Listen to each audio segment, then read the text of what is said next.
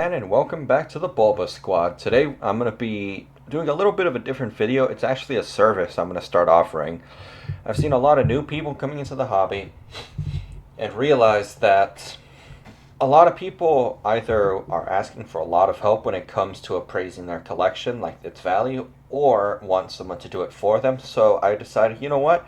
I'm not seeing this service being offered anywhere. I've had plenty of experience appraising services and helping appraising my own collection and helping others. So I'm going to start offering to other people so that way we can just help others out and perhaps make people's collections be a little more accurate instead of people overvaluing them. So, if you are interested in this service, just email sarahpoketube@gmail.com. I'm going to have this in the description of every video from now on. Just tell us where you're interested, and we'll email you back this list so you can have this for your own reference. All payments will be must be sent via PayPal invoices, which will be goods and services. And then after the collection is presented, a quote will be given. I'm choosing to do this because initially I'm not exactly sure how long some of this may take, so I would rather give quotes so that way you guys are okay with the price I'm going to be charging, and I don't waste time beginning the appraisal and then you get and someone backing out of it. And then as time goes on, I get more comfortable. I can figure out a proper hourly rate, and then I can give you pretty decent estimates of how many hours it will take me once I get a much better idea. Because as it stands, I've only been handling my collection and a handful of other friends, so it's just been a lot of repeat of what I already know. Now here we go. Sealed product, essentially booster boxes, booster packs, anything like that, ETBs, anything. If you want to submit it, you can choose either of these options. You can send me a clear, detailed picture where I can see the items clearly and how many of each one you have. I'd rather if you group them together in said pictures, like if you have 3 ETBs for Hidden Fates, all 3 of them are stacked on top of each other. Or you can write me a list with the amounts of each product and the correct name that would be in store. Then for PSA slabs or even graded booster packs, I would like clear pictures where I can see all of their titles and how many of them. So, if you look at a PSA slab, it tells you the exact name. I would like to see all of those. Or you can send me a detailed list including the proper PSA name. What I mean by proper PSA name is that, perfect example, World Hobby Fair, Chikorita, Cyndaquil, and Totodile. So there's actually 3 variants of this card. There's the ones that were just printed, there was the ones that were given away at the World Hobby Fair, and then there's the ones that were given out as the tournament trophies, which I can tell the difference, but there are certain little details that if it's a very niche item, I may not know the difference. And if you have, like, let's say sealed booster packs of base set, I need to know, and you decide to list them out, I need to know, like, it's a triangle error or it's a shadowless pack. Alright? Now, raw cards. This is a lot more in depth. First and foremost, I need a clear picture of the front and back. Let me add this in here real quick. Showing, whoops, not all that good at typing. Showing all imperfections. I need all of the imperfections so that way I can more accurately determine its value. If there's a holographic, please give me at least one really good angle or multiple, which would be preferred, so I can tell the condition of it.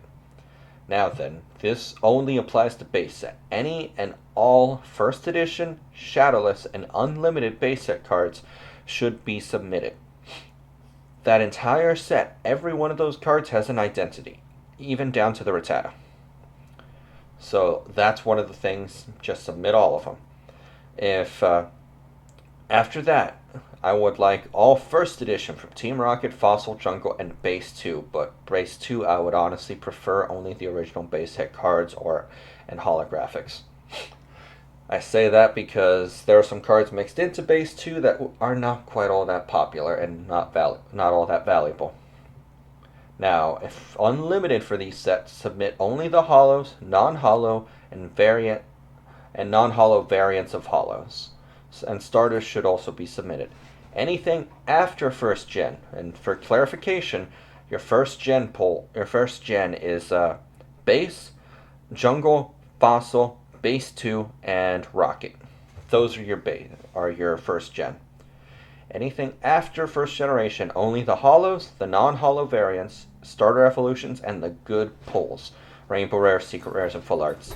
Yes, I will appraise modern sets, and yes, I will appraise Japanese sets. I am very well versed in both of these, as well as WotC. Grades for raw cards will be given according to heavy play, medium play, light play, or near mint to mint.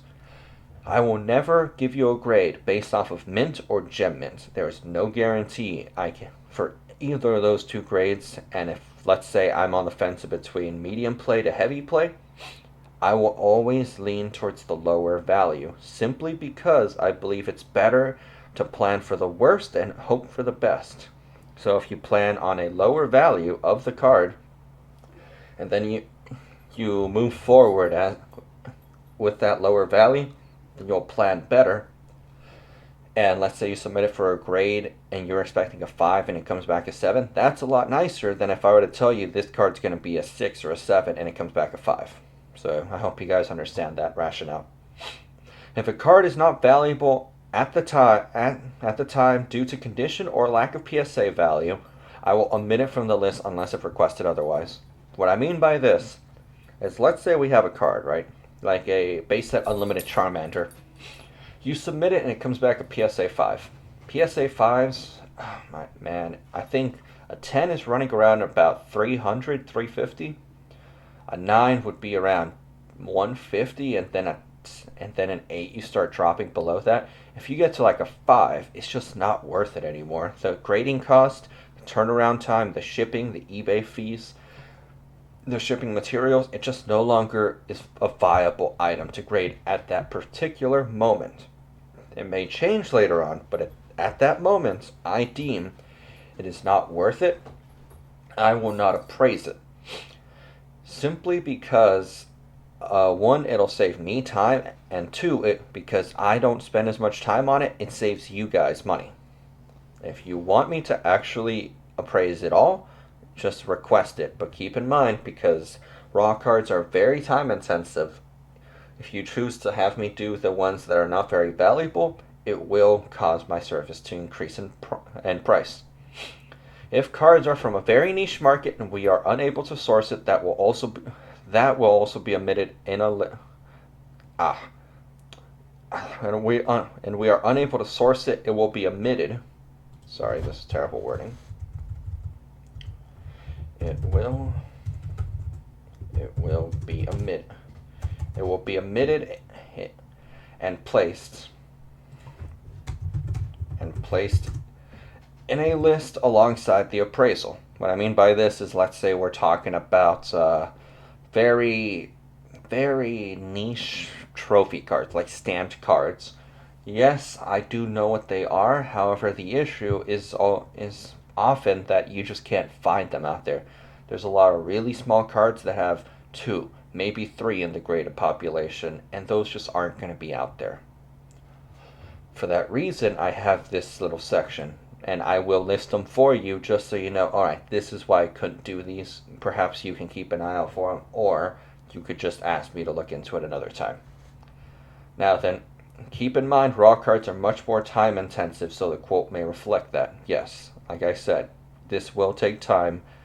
Raw cards will always require a lot more inspection, and so that's why these will be one of the biggest cost factors. If you want a more detailed accounting of your appraisal, then we would need an estimated total on how much you spent. And so essentially what we would ask for is you can give us just a general estimate of how much you've spent on this total collection. And in that case, we will factor it into the collection and then just have it pop up at the bottom after the price of the item. We'll include a percentage profit. We'll put in how much we believe the shipping will be. We may do a flat percentage rate. Fees, we do a flat percentage on that, and then after fees. And then we'll give you the net profit and percentage afterwards. afterwards, I mean. So, then we decide, the other way we can do it is if you decide you really want it to be in depth, you can give us the exact prices of each item. Keep in mind, it will dramatically increase the amount of time it takes. And we can give you much more detailed accountings going item by item for you. Now, I'm going to show you an example of what we do personally. This is how we handle all of our finance on our end. We have the quantity we have, our cost, we then do the selling price at that given moment, the profit margin, then we input the shipping costs, then we do our fees, then we'll show after fees at the net profit percentage. Then at the end, we add it all up, so our total cost basis, however much we have however much we've made after the fees, and the net profit.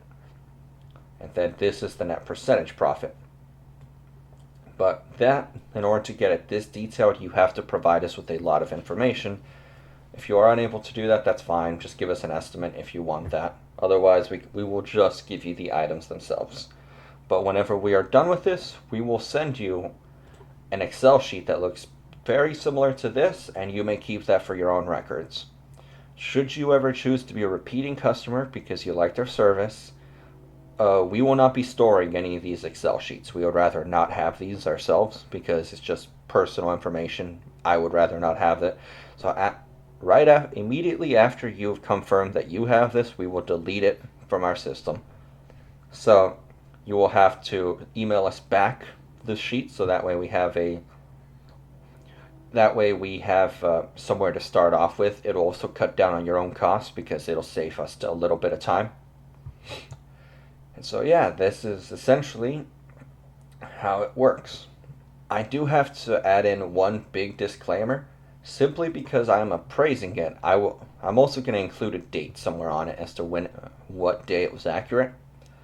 Simply because I'm appraising it does not mean that price will remain the true price for any period of time.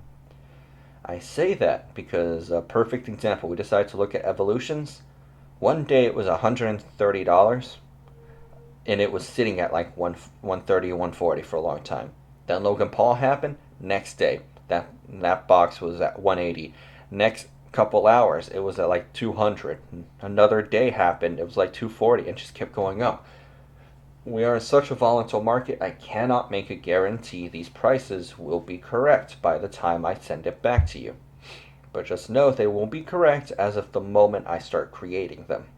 Alright? So that's the basic gist of the service. If you know anyone that would like assistance with their collection appraisal, you can reference them to this video or my channel at all. And yeah, hopefully this helps some of you guys. Again, I'll try to make this as affordable and cheap as possible, so that way I can help others, so that way you can properly value your collection and not undersell in the future. So, thanks for sitting through this long, kind of boring video, and for any of you that want to decide to use the service, again, this will be in the description. Just email us, and we'll work something out from there. I hope you guys enjoyed the video. Leave any thoughts or comments you have below, like how I could improve this, anything you think I perhaps missed from the paper, and I'll see you guys next time.